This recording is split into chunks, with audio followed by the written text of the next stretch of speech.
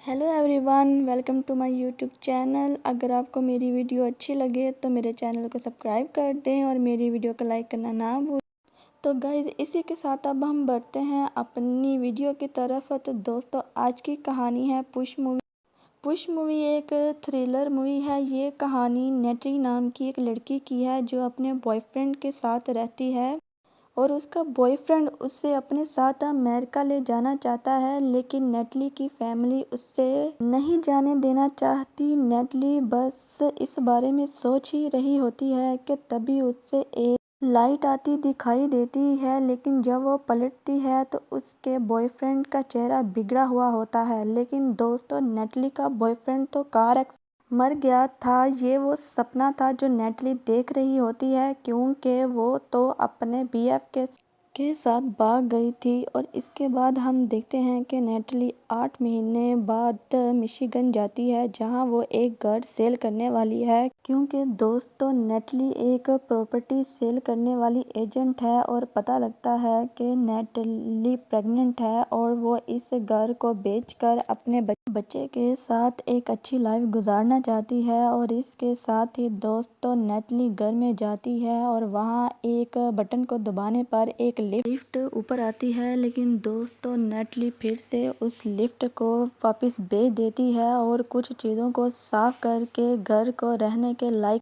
और दोस्तों, तभी नेटली की माँ का फ़ोन आता है और वो चाहती है कि नेटली के साथ उस घर में कोई आकर रहे जो नेटली का ख्याल रखे। और फिर नेटली अपने बॉयफ्रेंड को याद करने लगती है, क्योंकि दोस्तों नेटली अभी तक उसकी याद से बाहर नहीं निकल पाई थी। और अचानक से दरवाज़ा खुलने की आवाज़ आती है और जब वो वापस आ रही होती है तो तभी उसे एक आदमी दिखाई देता है जो उस घर को खरीदना चाहता था। और दोस्तों, नेटली उस आदमी को घर दिखाती है और दोस्तों, ये घर काफ़ी पुराना दिखाई देता था, क्योंकि इसको 1980 में बनाया गया था और इस घर के ओनर का इसी घर में मर्डर हुआ। और दोस्तों, ये सब कुछ वो आदमी नेटली को बताता है कि अभी भी इस घर के ओनर इस घर में रहते हैं। यानी कि दोस्तों, उस आदमी के कहने का मतलब ये था कि इस घर के ओनर की रूह अभी भी इस घर में रहती है। लेकिन दोस्तों, नेटली उस आदमी की बात का यकीन नहीं करती है। और फिर दोस्तों, हम देखते हैं कि नेटली घर जाने के लिए अपनी कार में जाती है, लेकिन वो स्टार्ट नहीं होती है। और फिर दोस्तों, नेटली घर में वापस आकर एक मैकेनिक को फ़ोन करती है और फिर नेटली पानी पीने के लिए किचन में जाती है और उससे कुछ आवाज़ सुनाई देती है। तो वो देखती है कि मैकेनिक वहाँ खड़ा था और उसका नाम गाय था। वो भी नेटली को बताता है कि घर के ओनर का इस घर में हुआ था और ये घर हॉन्टेड है, इसलिए इस घर को कोई भी नहीं खरीदता है। ये सब सुनने के बाद नेटली घबरा जाती है और घर में वापस आ जाती है, क्योंकि उसको काफ़ी अजीब महसूस हो रहा था। और तभी नेटली देखती है कि मैकेनिक के पास कोई चल रहा है और फिर वो गाय को देखने के लिए जाती है, लेकिन गाय अब वहाँ नहीं होता है। फिर नेटली अपनी कार स्टार्ट करती है, लेकिन वो स्टार्ट नहीं होती है। फिर अचानक उसे नल चलने की आवाज़ आती है। उसे लगता है कि गाय शायद घर के अंदर है और वो उसे देखने अंदर आती है, लेकिन वहाँ कोई नहीं होता। और अचानक नेटली को अपने पीछे कोई खड़ा महसूस होता है और फिर नेटली एक म्यूजिक बॉक्स की आवाज़ सुनती है जो खुद ही चल जाता है। फिर नेटली उसे बंद करती है, लेकिन अचानक नेटली को कुर्सी पर गाय नज़र आता है जो मर चुका था। उस वक्त उस का वाटर बैग फट जाता है। अब उसे काफ़ी दर्द हो रहा था, लेकिन वो जानती थी कि कोई उसका पीछा कर रहा है। और दोस्तों, ये आदमी और कोई नहीं था बल्कि वही क्लाइंट था जो घर खरीदने आया था। और फिर क्लाइंट नेटली को बताता है कि वो उस घर को उससे बेहतर जानता है और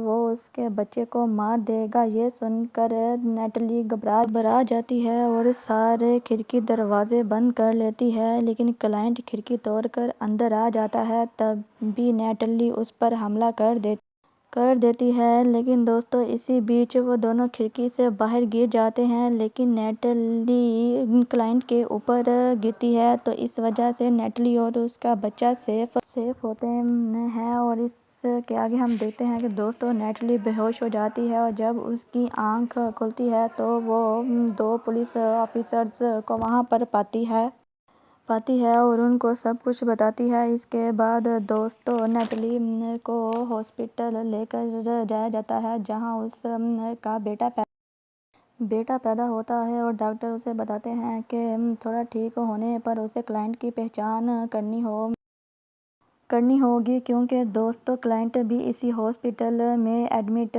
था, और पुलिस से पता चलता है कि वो एक मेंटल हॉस्पिटल से भाग कर आया था, और इस बात को 72 घंटे हो चुके थे। और फिर फायर अलार्म बजने लगता है, और नेटली क्लाइंट को मारने के लिए चाकू उठा लेती है और क्लाइंट पर हमला कर देती है, और तब तक उसे मारती रहती है जब तक वो मर नहीं जाता। और नेटली अपने बेटे के साथ वहाँ से भाग जाती है। और फिर यहाँ आता है एक और ट्विस्ट, यानी कि दोस्तों क्लाइंट जब नेटली के साथ उस घर में था, तो उसने नेटली को बताया था कि जब तक वो घर रहेगा तब तक वो जिंदा रहेगा। और इसी के साथ दोस्तों हम क्लाइंट की डेड बॉडी को देखते हैं, जो दोबारा जिंदा हो गया था। तो दोस्तों अब बात करते हैं इस मूवी के एंड की। तो दोस्तों मुझे लगता है कि गैब्रियल की रूह क्लाइंट के अंदर घुस जाती है और उसे दोबारा ज़िंदा कर देती है। तो दोस्तों इससे यही अंदाज़ा लगाया जाता है कि जब तक वो घर रहेगा तब तक क्लाइंट ज़िंदा रहेगा। तो दोस्तों उम्मीद है कि आपको स्टोरी अच्छी लगी होगी, और अगर आपको स्टोरी अच्छी लगी है तो मेरे चैनल को सब्सक्राइब कर दें और मेरी वीडियो को लाइक करना ना भूलें।